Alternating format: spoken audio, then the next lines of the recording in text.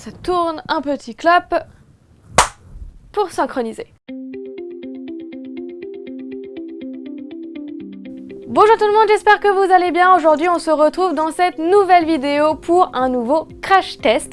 Donc en novembre ou en décembre, je sais plus, il y a Graines Créatives qui m'a envoyé un nouveau kit sur le thème des lapins crétins. Donc déjà merci beaucoup à Graines Créatives de me l'avoir envoyé pour que je puisse tester. Et évidemment vous avez été vraiment nombreux et nombreuses à vouloir un test sur cette petite valise. Donc aujourd'hui, c'est ce qu'on va faire. Je vous laisse avec le crash test et on se retrouve à la fin de la vidéo pour mon avis et je vous souhaite bon visionnage. Comme à chaque fois, on se retrouve avec ce double plan et on va commencer par regarder l'extérieur de la valise comme à chaque fois. Ensuite, on va voir ce qu'il y a à l'intérieur. Et enfin, je vais tester la création avec le tuto qu'ils proposent. Donc déjà, sur le devant, ils nous disent qu'on peut faire environ 10 créations. Alors pourquoi environ? Je pense que ça dépend de chacun, si vous faites des grosses ou des petites créations. Voilà, si vous faites des petites créations, vous en ferez plus forcément, et à l'inverse, si vous en faites des très grosses, vous en ferez moins. Bref, ça paraît logique. Donc ils disent que c'est trop facile avec les transferts, qu'il y a dedans pas de la Fimo mais de la Fimo Kids. J'en parle vraiment très peu sur cette chaîne, donc ça va être l'occasion d'en parler un petit peu plus dans cette vidéo. Donc on peut faire des figurines, des magnettes et des porte-clés. Dedans ils nous disent que nous avons 5 pains de Fimo Kids. Donc on a beaucoup de blanc et du beige, donc on a 4 pains de blanc et 1 de beige. Ensuite, ils disent qu'on a une spatule de modelage, un tapis de protection, 3 porte-clés, 20 anneaux brisés, une bande magnétique, une planche de point de colle. Alors, je n'ai jamais vu ça. Je pensais que ça existait que pour le scrap, pas pour de la Fimo, donc on va voir ce que ça donne dans cette vidéo. Et nous avons une planche de transfert, plus un mode d'emploi illustré inclus pour réaliser des figurines et magnettes, magnettes et porte-clés. Donc la planche de transfert, elle se présente comme ça, on voit qu'il y a beaucoup de visages, beaucoup de trucs. Très bien, et là il y a un très gros attention, ne convient pas aux enfants de moins de 8 ans à utiliser sous la surveillance d'un adulte, lire les instructions avant utilisation, s'y conformer et les garder comme référence. Attention à ne pas mettre la pâte Fimo crue au contact de la mallette en plastique, très important parce que la mallette est en plastique et que la Fimo bouffe le plastique. Voilà, donc ils font très bien de le renoter là. Fimo est une marque déposée par Stedler en Allemagne. Pétrir, modeler et cuire au four ménager, lire les instructions avant utilisation, c'est conformer et les garder comme référence. Respecter les consignes d'utilisation, conserver l'emballage pour toute réclamation. Ok, très bien, bon, emballage classique. Et maintenant, on va l'ouvrir et voir qu'il y ait bien tout ce qu'ils promettent dedans. Donc déjà, je vais faire un peu l'inventaire. Donc, ouverture classique. Donc déjà, est-ce qu'on a nos 5 pains de Fimo? 1, 2, 3, 4 et 5. Oui, nous avons 4 blancs et 1 beige. La couleur c'est chair et le blanc c'est blanc, numéro 0. Et là c'est chair, numéro 43. Donc nous avons bien les 5 pains. Ensuite nous avons bien notre spatule, le tapis, la bande magnétique. On a bien aussi nos 3 porte-clés avec les petites attaches qui vont avec, elles sont ici. Ah, j'arrive pas à l'attraper. Ensuite, nous avons les points de colle. Donc, je n'ai jamais utilisé ce genre de produit. Donc là, ça va être l'occasion dans cette vidéo, comme je vous l'ai dit. Nous avons le mode d'emploi, Fimo. Nous avons les anneaux. Est-ce qu'on a bien 20? Est-ce que je vais compter? Oui, je vais compter puisqu'ils nous disent que nous avons 20 anneaux. 1, 2, 3, 4, 5, 6, 7, 8, 9, 10, 11, 12, 13, 14, 15, 16, 17, 18, 19, 20. Le compte est bon. Nous avons bien les 20 anneaux. Nous avons la planche de stickers. Enfin, de stickers. La planche pour faire les transferts, c'est pas vraiment des stickers. Et ensuite, nous avons le mode d'emploi. Donc, il y en a 2 parce qu'il y en a un en allemand et un en français. Donc, nous allons évidemment garder celui en français. Donc, pour le matériel, tout est bon, hein. Le compte est bon, il ne manque rien et nous avons bien tout ce qu'il faut. Donc nous allons découvrir tout de suite le prospectus, voir si les indications sont claires ainsi que les images et tout. Donc c'est juste une feuille recto verso. Donc déjà sur la première page, créer tes magnettes, porte-clés et figurines, ok. Pour garder la Fimo Kids propre, le nettoyage des mains et du matériel utilisé est indispensable avant de débuter le modelage et entre chaque changement de couleur. C'est exact. Protège le plan de travail et fais les créations sur un papier sulfurisé. Alors moi je vais garder ma plaque de carrelage. Parce que c'est ce qu'il y a de mieux. Après, si vous n'avez pas de plaque de carrelage, vous pouvez en effet utiliser du papier sulfurisé. D'ailleurs, c'est bizarre qu'ils disent faites vos créations sur du papier sulfurisé alors qu'ils mettent justement un petit tapis pour utiliser en guise de plan de travail en fait. Ouais, c'est un peu bizarre. Alors la Fimo Kids durcit au four. Une fois tes modelages terminés, demande à un adulte de les mettre au four ménager 30 minutes à 110 degrés. Donc la Fimo Kids, c'est exactement la même cuisson que la Fimo standard. D'ailleurs, je vous ai pas dit la différence entre la Fimo Kids et la Fimo standard. Donc la Fimo Kids, on retrouve en général les mêmes couleurs que la Fimo standard. Peut-être en moins de couleurs, ça je sais pas. Mais en tout cas, on retrouve quand même pas mal de couleurs. Et la seule et unique différence, c'est qu'elle est plus molle. C'est tout. Voilà, c'est juste qu'elle est plus molle pour faciliter pour les enfants. Et c'est tout, ça se cuit à la même température. Vous pouvez mélanger la Fimo Kids et la Fimo soft standard, traditionnelle. Voilà, il n'y a aucun problème puisque c'est la même cuisson. Donc vous pouvez faire des mélanges, vous pouvez faire une création avec de la Fimo standard et de la Fimo Kids. Il n'y a aucun problème. Ça c'est dit. Maintenant on continue. Donc ensuite, en fait c'est découpé en plusieurs segments. Il nous explique comment fonctionnent les transferts. Donc il faut savoir que cette planche de transfert, ce n'est pas du tout des stickers. C'est une feuille de papier standard et en fait c'est imprimé en imprimante laser, si je me trompe pas. Voilà, c'est pas imprimé avec une imprimante classique. Pour exprès, en fait, quand vous allez faire votre transfert sur votre création, l'encre en fait se transfère justement sur la pâte. Donc voilà, c'est pas du tout un sticker, vous pouvez pas décoller le visage, mais il faut le transférer en fait justement, et c'est avec cette encre spéciale qui va faire que ça fonctionne. Donc vous pourrez pas imprimer des feuilles de transfert chez vous si vous n'avez pas l'imprimante ni l'encre adaptée pour le faire. Voilà, je sais pas pourquoi je dis ça, mais au moins vous êtes au courant. Donc ils disent comment utiliser les transferts, on va voir ça plus tard dans la vidéo. Ensuite on a une partie sur comment réaliser les porte-clés. Ensuite ils nous disent comment réaliser des magnettes, donc comment coller les mains, comment assembler la création, etc. Et enfin comment réaliser des figurines. Bon bah écoutez, comme à chaque fois je vais lire tout, voilà, je vais lire toute la feuille et je vais vous dire mon avis déjà sur les tutos. Donc je viens de lire tout le prospectus et honnêtement, je trouve que c'est le meilleur prospectus d'explication qu'ils ont fait de tout leur kit. À chaque fois j'ai quelque chose à dire, j'ai une étape qui me convient pas, un texte, une explication qui est pas forcément très claire selon moi. Là honnêtement je n'ai absolument rien à dire. Comme je dis, ils ont découpé leur prospectus en fonction des créations que vous voulez faire. Et en découpant même dans ça, ils mettent bien les proportions. Là par exemple dans les autres prospectus, en fait ils faisaient pas ça. Là ils ont mis un schéma avec le pain de Fimo pour qu'on sache exactement la bonne quantité de pâte à avoir.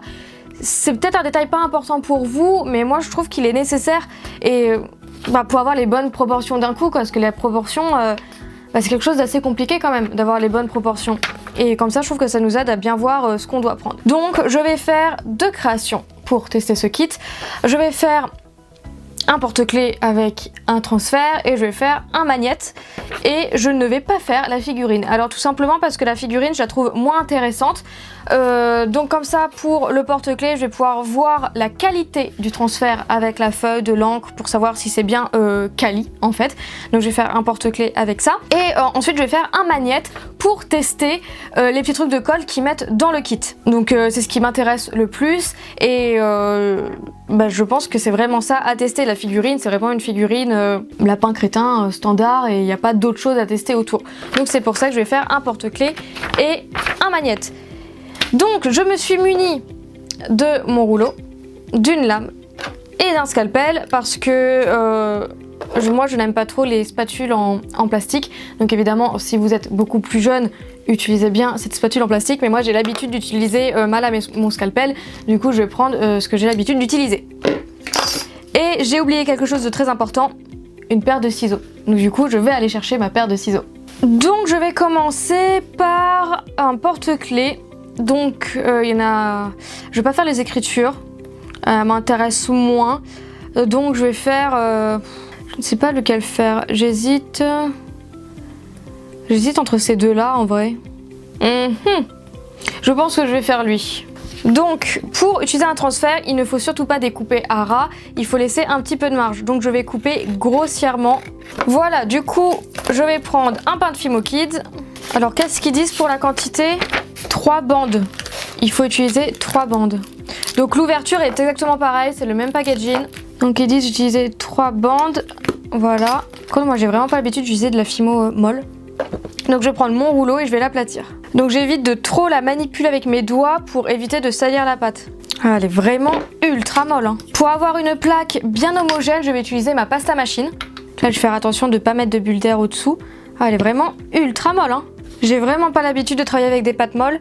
Là, j'ai un petit peu la nettoyer parce qu'elle est un petit peu sale. Donc très simple, j'utilise juste une lingette, juste pour enlever les 2-3 poussières qui se sont glissées dessus. Ok, très bien. Et du coup, là, on va utiliser le transfert. Donc c'est pour ça que c'est créé à l'envers, parce qu'en fait, on va transférer à l'envers, en effet miroir, en gros. Et du coup, on va mettre ça bien centré, comme ça. Donc là, on positionne bien le papier. Donc on appuie pour bien que la feuille soit bien plaquée contre la pâte, mais on n'appuie pas trop fort, il ne faut pas déformer la pâte. Il faut doser un petit peu notre force. Donc voilà, moi je frotte un petit peu partout où il y a de l'encre en fait, donc sur tout le dessin. Et maintenant on va voir si ceux qui disent fonctionne, ils disent de laisser agir entre 3 et 5 minutes. Du coup je vais laisser 7 minutes. Comme ça je suis sûre. Voilà, je préfère dépasser le temps, donc j'ai déjà fait par expérience, j'ai déjà fait plusieurs fois du transfert. Je trouve que 5 minutes c'est un petit peu juste. Voilà, après ce n'est juste mon avis personnel, donc je vais laisser plutôt environ 7 minutes. Donc on se retrouve dans 7 minutes. Ok, c'est bon, l'heure de vérité, on va voir si le transfert a bien fonctionné. Donc pour ça, je vais décoller le papier. Waouh! Ça a super bien fonctionné, sauf le rouge. Le rouge ressort vraiment orange. On le voit bien à la caméra? Je pense que oui. L'encre rouge n'est pas top. Alors la petite précision, avant de continuer, une fois qu'on a fait ça, on ne peut plus toucher le dessin. Il ne faut surtout pas passer le doigt dessus, sinon il y a tout l'encre qui va s'étaler sur la pâte. Donc là, on ne peut plus toucher le dessin. Donc ensuite, avec mon scalpel, je vais donner une meilleure forme. Et je sais pas trop comment m'y prendre, quelle forme lui donner. Est-ce que je fais un truc carré tout droit avec ma lame ou est-ce que je fais une petite forme assez sympa? Je pense que je vais faire une forme quand même. Alors, au début, je vais le faire assez grossièrement parce que c'est plus facile d'enlever de la pâte que d'en rajouter. Ok, je suis allée un petit peu proche sur le côté. La pâte est vraiment extrêmement molle, c'est perturbant. Ok, et bien voilà, nous avons la première création. Donc le transfert a super bien fonctionné. Donc ce que je vais faire maintenant, c'est je vais suivre le tuto du magnète.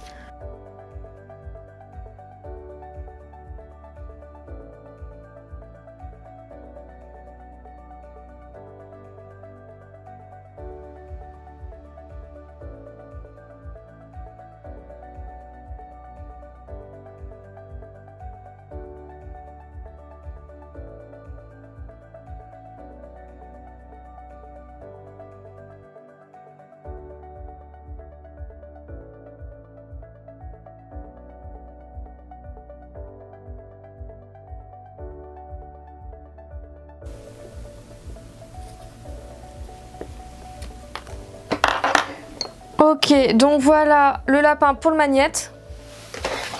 Et je vais pouvoir le mettre sur ma plaque, donc sur mon autre plaque, celle qui va au four. Donc encore une fois, il ne faut surtout pas toucher le visage du lapin. Donc voilà, on a cette création qui va finir en porte-clés et celle-ci qui va finir en magnète. Je mets ça au four à 110 degrés pendant 30 minutes et on se retrouve juste après, forcément. Donc voilà, les créations sont cuites, on se retrouve bien plus tard. La luminosité a baissé, on est en fin de journée, donc voilà, désolé pour ça, mais c'est pas très important. Donc voilà les créations une fois sorties du four. Du coup, on voit bien que c'est exactement comme je les ai laissées. La couleur du transfert n'a absolument pas bougé. Il n'a pas foncé, il ne s'est pas éclairci non plus. Voilà, la couleur n'a pas bougé du tout. Ils nous ont dit quelque chose d'assez intéressant, donc je vais vous le partager dans cette vidéo. Ils nous disent que si on veut rajouter encore plus de contraste dans les transferts, c'est de repasser sur le noir avec un petit marqueur noir. Et je trouve que c'est une super bonne idée. J'avais trop envie de faire ça, sauf que je n'ai pas mes marqueurs ici. Voilà, mes marqueurs noirs sont à mon appartement. Et du coup, je ne peux pas le faire en vidéo. Voilà, mais bon, ça changera en rien à la qualité du kit. Voilà, juste que ça aurait fait plus contrasté en fait de repasser tous les contours en noir, tous les contours du mot ici, et évidemment noircir la bouche, ça aurait rajouté plus de profondeur à la création. Et je pense que ça aurait fait un super beau fini.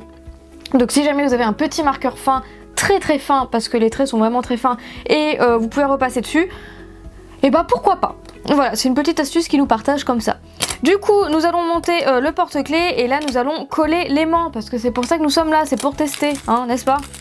Du coup, je vais prendre un anneau et là, il y a 2 écoles.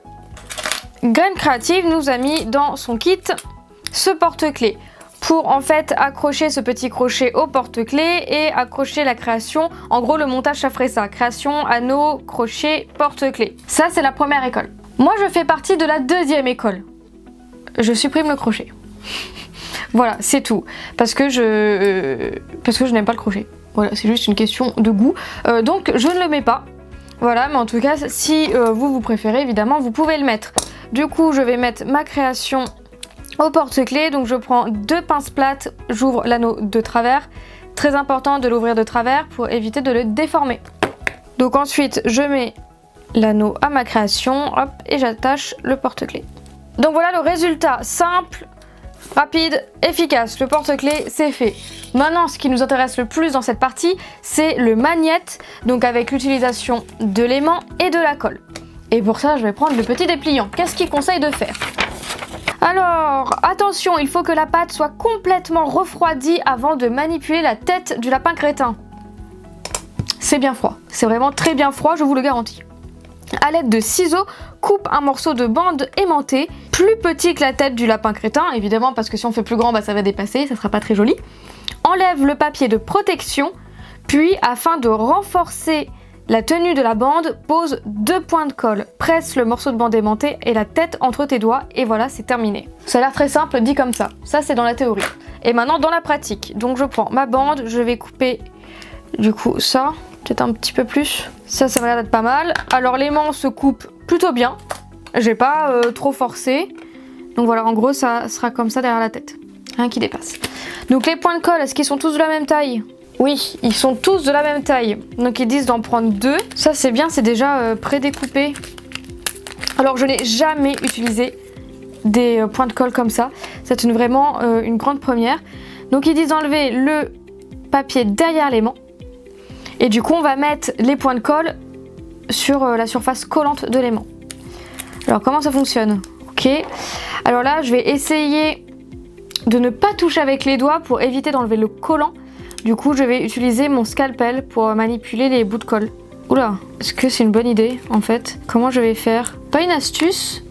C'est bizarre parce que sur leur image, on dirait vraiment de la colle, pas comme ça. Là, ça fait vraiment des points, double face du coup. Et là, ça ressemble vraiment comme si c'était de la colle liquide en fait, qu'on n'avait pas passé dessus. Est-ce que ce serait pas une petite entourloupe? Comment je vais enlever ça? Ah ok, en fait ça reste pas rond. Ok, non ça fait vraiment un point de colle. Non en fait j'ai rien dit, ça ressemble à ce qu'il y a un peu sur la photo. Ok, et le deuxième, c'est pas très intuitif je trouve. Et du coup on met ça l'aimant dans l'autre sens, évidemment. Bien centré sur la tête du lapin. Et là on appuie bien. Mais combien de temps il faut attendre? Ils disent pas? Ils disent pas combien de temps il faut attendre, ils disent juste de presser le morceau entre la tête et les doigts. Et ils disent voilà, c'est terminé. Je crois que je suis pas très convaincue de la colle. Regardez. Donc j'ai bien pressé, mais est-ce que vous voyez? Je ne force absolument pas. Je ne mets aucune force dans mon doigt. Genre vraiment, l'aimant il bouge quoi. Ouais, franchement, je suis pas convaincue. Hein. Il n'y a pas d'histoire qu'il faut attendre que ça sèche. Non, il dit juste qu'il faut presser et c'est fini quoi. Bon, du coup voilà les 2 créations que j'ai réalisées avec ce kit. Et comme d'habitude, je vous laisse tout de suite avec la conclusion et mon avis sur ce kit. Alors juste avant de vous donner mon avis, j'ai retrouvé un marqueur chez moi et forcément j'ai voulu tester le marqueur sur les créations et comme vous pouvez le voir, ça rend super bien, j'aime trop. Franchement je trouve ça trop beau, je trouve que ça fait vraiment ressortir le contraste des lapins crétins, du visage et tout ça. En tout cas je valide cette idée de graines créatives, donc si jamais vous avez un marqueur chez vous, vous pouvez vous aussi repasser sur les contours en noix. Je trouve vraiment que ça rajoute de la profondeur à votre création, donc cette astuce est validée. Bon, et bien me revoilà pour mon avis. Donc déjà, je trouve que par rapport à leur prospectus, donc aux explications images et textes, je trouve que c'est le kit le mieux fait jusqu'à présent. En tout cas, c'est le mieux que j'ai pu tester niveau explication ou image parce que je n'ai absolument rien à redire dessus. Franchement, c'était parfait. J'aurais fait exactement les créations de cette manière-là, que ce soit ce qu'on peut voir sur les images ou ce qu'on peut lire dans les textes. Enfin, les explications étaient vraiment au top du top. Je n'ai rien à redire dessus. Ensuite, ce qui est vraiment bien, c'est qu'on peut faire vraiment beaucoup de créations. Donc comme ce qui a marqué sur le kit, on peut faire environ 10 créations et on peut faire pas mal de figurines. Je trouve qu'il y a beaucoup plus de liberté, on va dire, pour réaliser les créations. Donc on peut voir sur le packaging par exemple qu'il y a plein de figurines différentes et c'est à nous de faire ce qu'on préfère en fait. Et du coup avec les tutos ça nous bloque pas. Vraiment si on veut faire autre chose, on se sent, je trouve, assez libre dans les explications en fait. Est-ce que c'est clair ce que je raconte? J'espère que oui, mais en tout cas moi je me comprends. Donc voilà, super bien. Petit bémol sur la couleur rouge du transfert, elle ne prend pas très bien, mais j'ai l'impression que c'est la couleur rouge en fait qui prend mal. Parce que sur mes cheveux c'est pareil, le rouge accroche mal par rapport aux autres couleurs, donc je sais pas, il doit y avoir un truc avec le rouge, mais en tout cas elle accroche pas très bien à la Fimo. Ça, est-ce qu'on peut faire quelque chose pour l'améliorer? Peut-être avoir un marqueur rouge pour passer dessus? Mais ouais, le pigment rouge n'accroche pas très bien et il ressort orange comme vous l'avez pu le voir dans cette vidéo. Sinon, la qualité de l'encre et du papier, à part le rouge, est vraiment très bien. Tous les autres détails sont bien pris dans la pâte, ça y a aucun souci. Ensuite, il y a absolument tout ce qu'il faut dans la mallette pour réaliser pas mal de créations. Donc après, il faut juste prendre un rouleau, une lame, un scalpel si jamais vous vous sentez plus à l'aise avec ça plutôt que la spatule en plastique. Donc nickel. Les conseils sont vraiment bien. Voilà, les conseils qu'ils donnent sont vraiment bien, ils sont exacts et ils sont validés aussi par moi. Voilà, en tout cas, je valide vraiment les conseils qu'ils donnent dans ce kit. Et en parlant de conseils, il y a un truc que j'ai pas compris, c'est qu'au début, donc je vous l'ai lu, je vous l'ai montré, il conseille d'utiliser du papier sulfurisé en guise de support. Mais dans ce cas-là, pourquoi ils mettent un petit tapis rouge de travail? Je ne sais pas. Voilà, s'ils disent de prendre du papier sulfurisé pour travailler nos créations, je comprends pas pourquoi ils mettent un petit tapis de protection. Voilà, j'en ai aucune idée et personnellement, moi, les tapis de protection qu'il y a dans les kits, je ne les utilise jamais parce que je les trouve pas pratiques. Voilà, je les trouve absolument pas pratiques à travailler. Après, quand on a l'habitude de travailler avec une plaque de carrelage, il est vraiment très difficile, je trouve, à passer à autre chose, à un autre support. Donc voilà. D'ailleurs, dites-moi en commentaire si vous utilisez les tapis de protection en fait justement qu'il y a dans tous les kits en général, parce que moi c'est vraiment le truc que je n'utilise jamais, jamais, jamais, jamais. Et ce serait bien je pense d'avoir un petit sondage pour savoir qui utilise ou pas, parce que si en fin de compte on se rend compte que personne n'utilise les tapis de protection, peut-être qu'on pourrait les enlever des kits, comme ça fera moins de gâchis, parce que je trouve que c'est vraiment de la matière gâchée pour rien si personne les utilise. Donc en tout cas moi c'est mon cas, donc vous s'il vous plaît dites-moi en commentaire si vous utilisez les tapis de protection, parce que moi jamais, jamais, jamais j'utilise ça. Et quand bien même j'avais pas de plaque de carrelage avant, j'utilisais justement du papier sulfurisé pour faire mes créations. Donc est-ce que ça vaudrait pas le coup d'enlever un produit de ce genre de kit pour le remplacer par autre chose, ou juste l'enlever pour réduire le prix? Voilà, dites-moi en commentaire ce que vous en pensez sur les tapis de protection, parce que c'est vrai moi j'utilise jamais. Donc voilà, ça c'était sur la protection, et sur la chose que j'ai pas compris, c'est qu'ils préconisent de mettre du papier sulfurisé alors qu'on a un tapis de protection. Donc à vous de me dire. Les visages, donc la feuille de transfert est vraiment nickel. Il y a vraiment beaucoup de choix de visages et ça c'est vraiment très agréable. Même pour les porte-clés, il y a plein de choses qu'on peut faire en porte-clés. Là après ils ont mis les gros dessins on va dire en porte-clés, mais rien ne nous empêche de faire un lapin crétin et de le mettre en porte-clés. Vous savez, on met notre petite figurine, après on accroche le porte-clés. Il n'y a aucun souci pour ça, ne vous en faites pas. Mais en tout cas il y a beaucoup de choix et ça c'est grave cool. Il y a juste un truc que je ne valide absolument pas dans ce kit, je pense que vous l'avez compris au fur et à mesure de la vidéo, c'est la colle. La colle, voilà. Je trouve pas du tout que ce soit un bon produit. Après, il n'y a pas forcément d'autres moyens de fournir de la colle, je le conçois parfaitement. Voilà, mais c'est vrai que je la valide absolument pas. J'avais jamais testé les points de colle comme ça et je vous le recommande pas du tout. Voilà. Donc le double face du magnète ne suffit pas à lui-même, ça c'est une certitude, on est bien tous d'accord sur ça, mais les points de colle ne sont pas bons parce que l'aimant continue de bouger derrière. Moi je déteste ça. Moi j'aime bien quand l'aimant soit bien fixé, qu'il ne bouge pas. Et voilà, donc quelle colle je pourrais vous conseiller? La colle Loctite, voilà, c'est la colle que j'utilise absolument tout le temps pour absolument tout, toutes mes créations, tous mes bijoux, absolument tout, j'utilise de la colle Loctite. Et si un jour je trouve une colle pour détrôner la colle Loctite, je vous en ferai pas bien évidemment, mais en attendant rien pour moi ne vaut la colle Loctite, et les petits points de colle là je les trouve inutiles en fait, je les trouve vraiment inutiles. Voilà, l'aimant il continue de bouger derrière, je trouve pas ouais, franchement juste la colle je la valide pas, après tout le reste du kit est vraiment parfait. Donc vous l'aurez compris, mon avis global c'est que je valide vraiment fort ce kit, voilà, et puis en plus les créations ça change, voilà, ça change, on voit pas souvent des créations de la pop culture comme ça, de lapin crétin et d'autres choses, et ça change des gourmandises et des autres créations qu'on fait souvent et qu'on voit partout. Voilà, donc même le thème change et même le thème est validé pour moi. Après les lapins crétins on aime ou on n'aime pas, c'est une question de goût. Mais en tout cas le kit en lui-même est vraiment très bien fait, des explications nickel, on comprend absolument tout, il y a beaucoup de choix, beaucoup de diversité dans la feuille de transfert avec les visages. Enfin bref, pour toutes ces raisons, je valide quand même ce kit, même si la colle pas du tout. En tout cas, j'espère que cette vidéo vous aura plu. N'hésitez pas à me dire en barre de commentaires du coup par rapport aux tapis de protection, si vous les utilisez ou pas. Et surtout si vous validez ou pas ce kit, si je vous ai donné envie de le tester. J'espère que cette vidéo vous aura plu et je vous fais pas mal de gros bisous et on se retrouve bientôt pour une prochaine vidéo. Salut!